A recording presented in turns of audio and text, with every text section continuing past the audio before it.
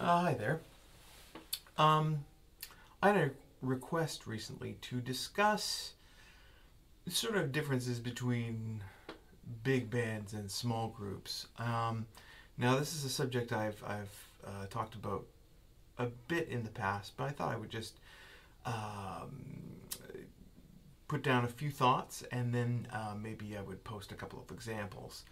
Um, I've often thought about this, and I think the difference for me is if we want to get really blatant with an analogy, is I would say like a big band's like a big semi-trailer truck, like an 18-wheeler, and a small group's like a little sports car. So, and I will expand on those analogies, but if you think about it, if you're in a little sports car, you can stop and start quickly. You can make decisions quickly. You're not looking after that much in terms of a big body of machinery, right? It's all reacting very quickly. And you can switch lanes a lot, and you can, weave in and out of things, and do all that sort of thing. Whereas, you're driving an 18-wheeler, you got to be very steady. You start slowly, you stop slowly. You can't make instant decisions. And I would continue the analogy by saying, in both cases, if you're not careful, people could get hurt. Although with the 18-wheeler, it'd probably be a lot more people, like a big band. So, there are a lot of exceptions to that sort of thing too, and we can talk about those. But, when I'm playing with a big band, I'm thinking about things like the physical distances between myself and some members of the band, because it's a larger group, you're spread out a lot further. I'm thinking about the level of rhythmic sophistication of every member of the band. Small group players tend to be, more inside the music in a certain way, whereas, if you're playing with a big band, one of your trombone players may be a classical player that never plays with a rhythm section. Well, they're going to need things to be a little clearer than maybe you would in a small group. And I think that's the other thing, is I think a lot about clarity. I think in a big band, that's one of your big jobs, is to make things clear for the band. It doesn't matter if I play something brilliant, but it messes up half the band and they don't come in the right spot. That doesn't do anybody, including myself, any good. Also, I think with a small band, you can be very much... there can sort of be a meeting of the minds all the time within the band about what's going to happen. And, oh, that's your idea. That's a good idea. I'll forget this idea I was doing and we'll sort of go more with your thing. Or the time can be a little more, again, something that you can decide on together. The big band, there's too many people and too many rhythmic conceptions for you to do that. You have to be a bit more bullish about the time. You have to make sure the rhythm section plays together well, and then hope that the horns will get it. And even sometimes the horns will be quite far behind where the rhythm section is playing, but again, you shouldn't adjust to that. You should keep where you think it is, and either they will get closer to where you are, or there might be a nice tension created by the fact that the horns might be behind the rhythm section.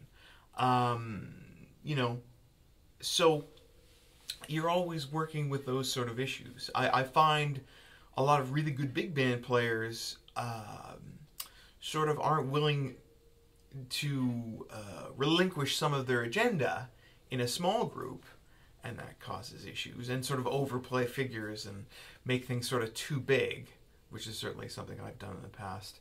And I also find that a lot of very good small group players aren't rhythmically strong enough in a big band, and also don't create the sort of clarity. They'll play vague things that don't help the band. So, you're almost tapping into two sides of your playing in some ways. I think in some ways, when you're playing in a small group, it's a bit more about just being one member of a community, whereas in a big band you're a bit more like you're a police officer or something, and you're upholding the law, you know. So I mean, and again, there are lots of exceptions to both those things. It's not hard and fast, but those are some of the things that come up. Even in terms of things like setting up figures, in a small group, if you do want to set up figures, you can do it in a lot more again, a little more cat and mouse sort of way. You can set up upbeats with other upbeats before them. That's something you would never do in a big band. You'd be sort of asking for trouble most of the time if you did that. And I will post a couple examples of that as well after this.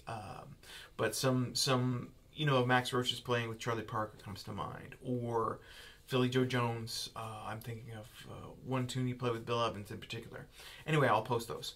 But whereas with a big band, pretty well, if there's a figure coming up, the best thing you can do is sort of, you know, play the quarter note before that figure, and that'll help the band, you know, realize that there's nothing else they should play except that figure. And that's often what I'm thinking of. I'm thinking, okay, I'm a, you know, I don't know, I'm a fourth trombone player who's just waiting to play.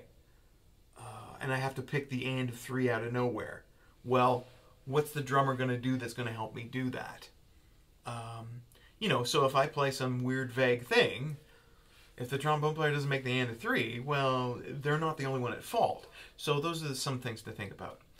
And then finally, in terms of examples of great big bands and great small groups that I got asked about, boy, I mean, there's so many, and there's so many conceptions of both bands. You know, I mean, getting back to what I talked about in terms of exceptions, if you look at some of Oscar Peterson's trios, they almost play like big bands. There are lots of ensemble figures that would play together. They're often quite... there would be a lot of space in the rhythm section to help Oscar play all the stuff he was playing. Or sometimes Red Garland's trios would play ensemble figures, or if they were playing behind a horn player, they would play those ensemble figures behind the horn, like a big band would.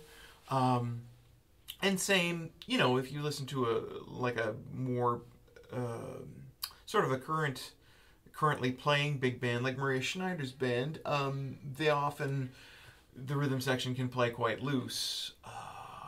You know, and they're still fulfilling their function.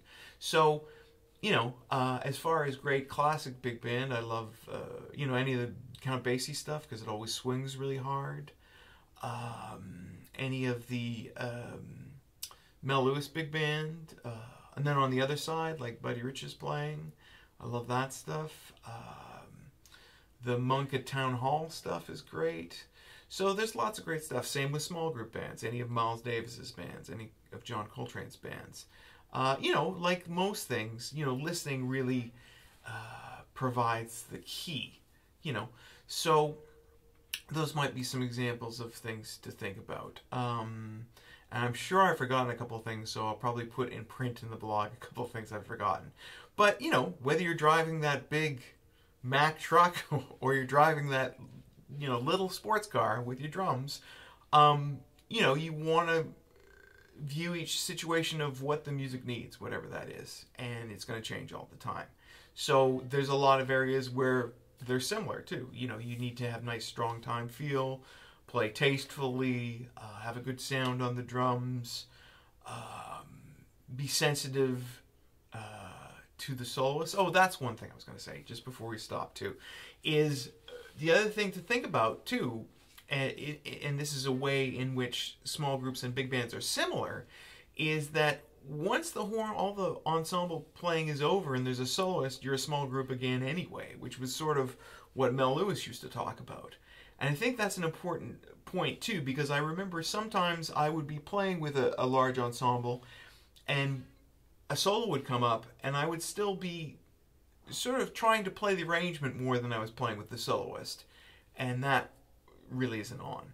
But the other side of that is that you can't get so into playing with the soloist that once there's time for backgrounds or something else is happening in the arrangement, that you're sort of in your small group world, and then you've forgotten about the chart in front of you or all the other musicians you have to take care of as well. So that's always a really interesting balance point, and that's when I'm still working out. I remember one time Marie Schneider saying to a rhythm section I was playing with is, once the backgrounds come in, I want you to build it up to a point where it feels like the backgrounds are inevitable. Like the horns almost just decided on their own, oh, let's play this background. And that stuck with me. I thought that was a really cool way of thinking about it, and a cool way of thinking about how the rhythm section would build things and shape the chart, not only through the ensemble sections but through the solo sections too, which is especially important if there's a band where there is a lot of solo space.